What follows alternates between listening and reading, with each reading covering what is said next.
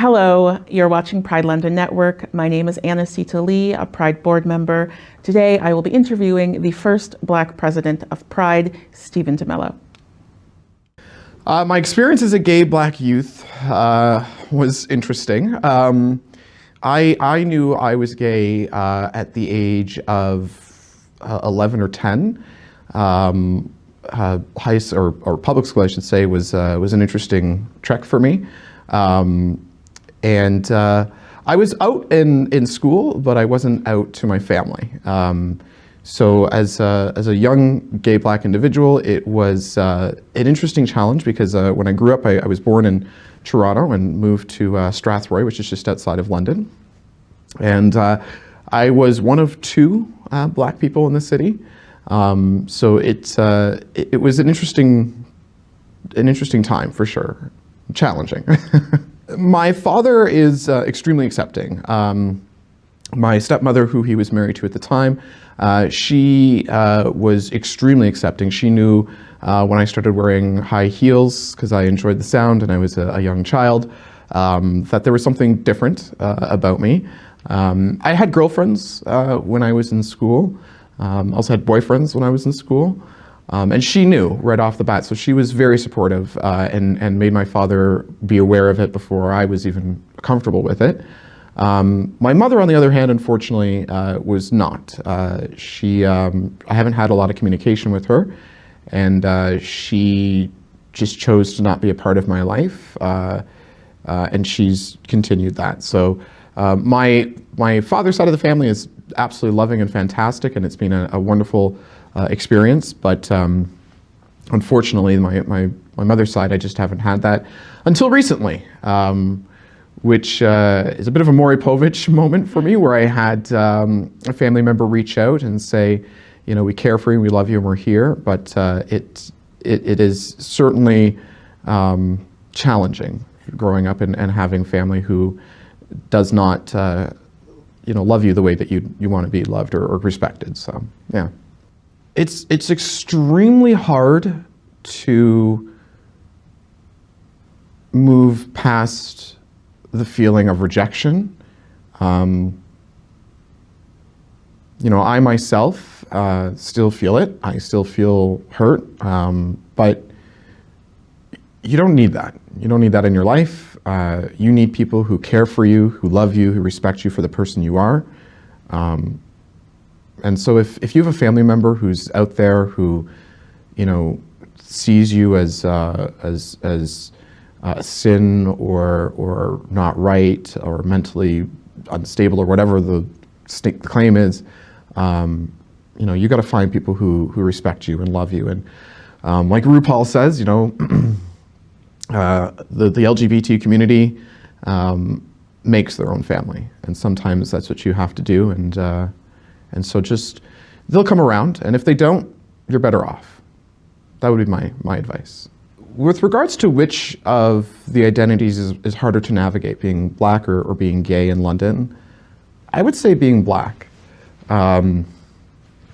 It's very interesting because I as somebody who was DJing for quite some time, I started out in hip hop bars. I wanted to play in gay clubs because that was where I was comfortable with.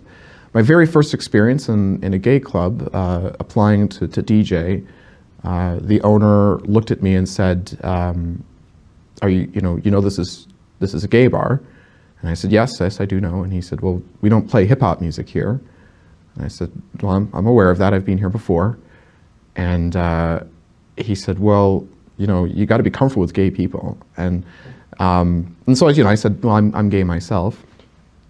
And that opened up the door. So that was, I don't want to say microaggression, but it was, it was a small little act of, are you sure you're right for this place? And in the hip hop club, the manager of the club had a gay son. So he was very comfortable and confident in dealing with me. But the owner, the bartenders were not. Being Black and being gay is, I kind of make a comment about this a lot of time when I'm talking about this with friends and family. You are you're in two camps. You're either, in the Carleton Steve Urkel camp, which is, you're well spoken, you're well read, you don't look like a gangster, or you're a gangster. You're a rapper, you're a basketball player, you have 3 or 4 or 5 kids from 3 or 4 or 5 different women. You don't care about people, you don't care about responsibility, you're a liar, a thief, all that kind of stuff. That's the two camps that you kind of get thrown into as a black person. And as a gay black person who is slightly effeminate, and I enjoy sports, but I don't play it and all this kind of stuff. You don't really belong. So it's a unique time, and it's a unique experience, especially in London, where the majority, and this is no fault of anybody, it's just the majority of our population is Caucasian, and so the experiences of trying to find others who are like you is very hard. One of the things that I think that I'd like to see us do as a Pride board is expand that. Like I said, there's this attitude that you're either, if you're not going to be macho and you're not going to be kind of grabbing your, then you have to be the Urkel. You have to be, done up and looked at as kind of a nerd. And I don't really fit in either one of them. I'm kind of nerdy, but I also enjoy politics. I also enjoy sports. I also enjoy, all the other things that, almost any other man would enjoy. The homophobia within the black community has been very, you kind of get called the bâtiment, you kind of get called, there's a lot of words that are thrown around at you. And it's hard, it's challenging, because you don't necessarily want to say anything because you don't want to be the outcast.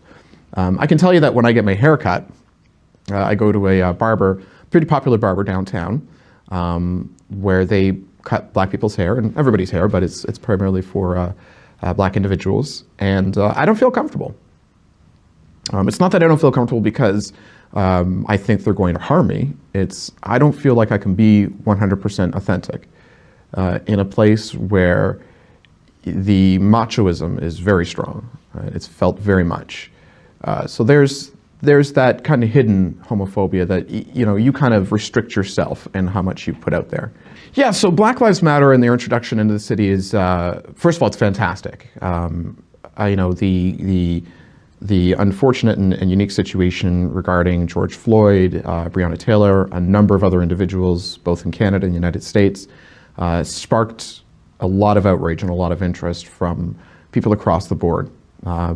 It's extremely heartwarming as a black individual to see everybody of all races, of all ages, coming out and supporting this movement. It makes you almost want to tear up a little bit. I will say on the other side of that, as someone who is black and has seen a lot of this movement happen in the past, it's a little frustrating because I'd like to see action turn out of this. And we are seeing some of it. Our own police department here has committed to moving some funds around and listening to Black Lives Matter London and Black Lives Matter Canada.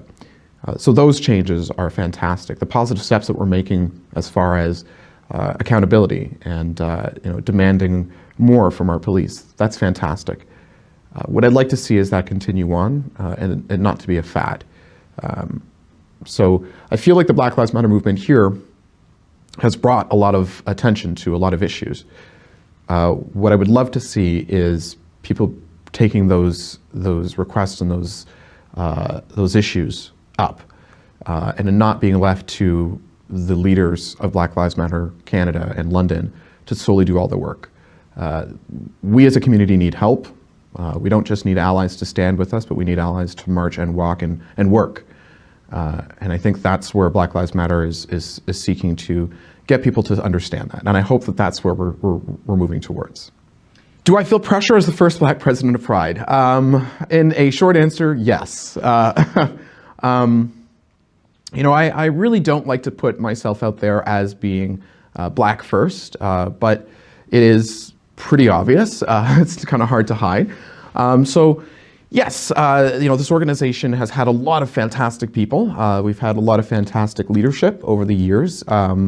And I think, not to take away from any of that, I think that what we need is, and we need to continue to do this, we need to see further representation. And I think My election has brought about some representation. It's not the only representation, but it has brought a significant amount of change that I think is necessary to see what people are looking for and what people need to hear. We need more. We need Indigenous individuals to show up, to be part of the conversation, to be part of our board. Myself, though, yes, I feel pressure. This past year with Black Lives Matter London in Canada, having a lot of movement and a lot of success is something that I'd like to see if we can assist and build upon.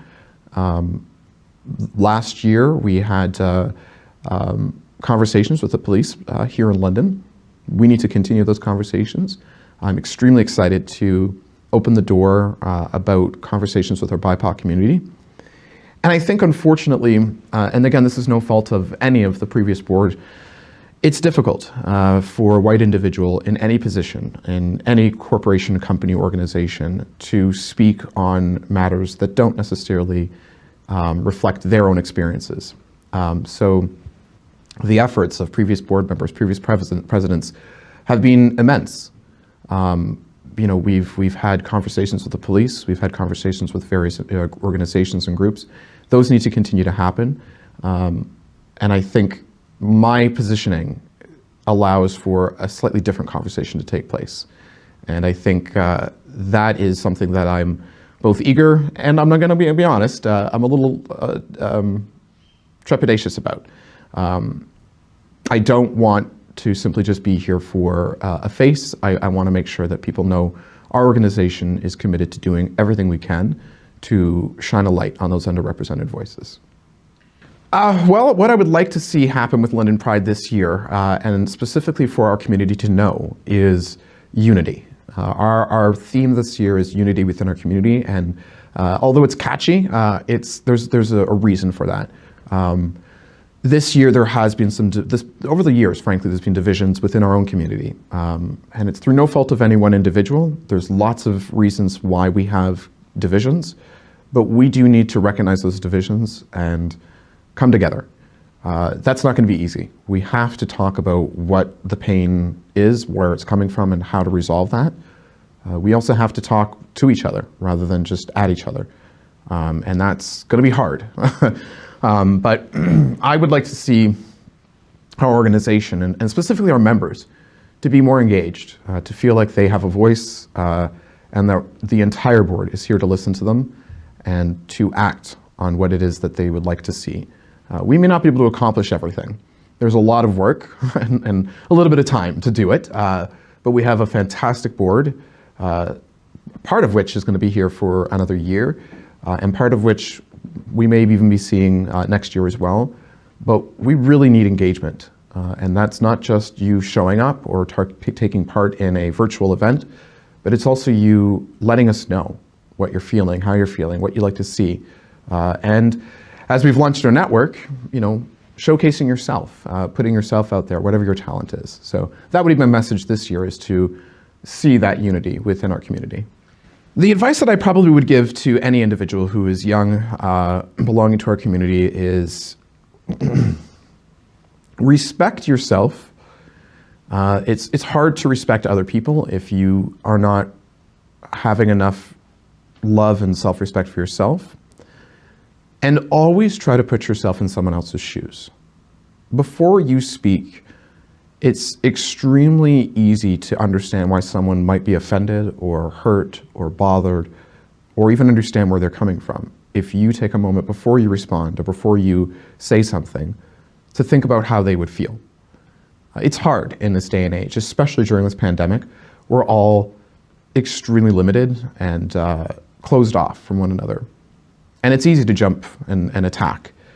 For youth, it's even harder because you're limited with where you can go. You are limited with who you can see. Your friends are not there.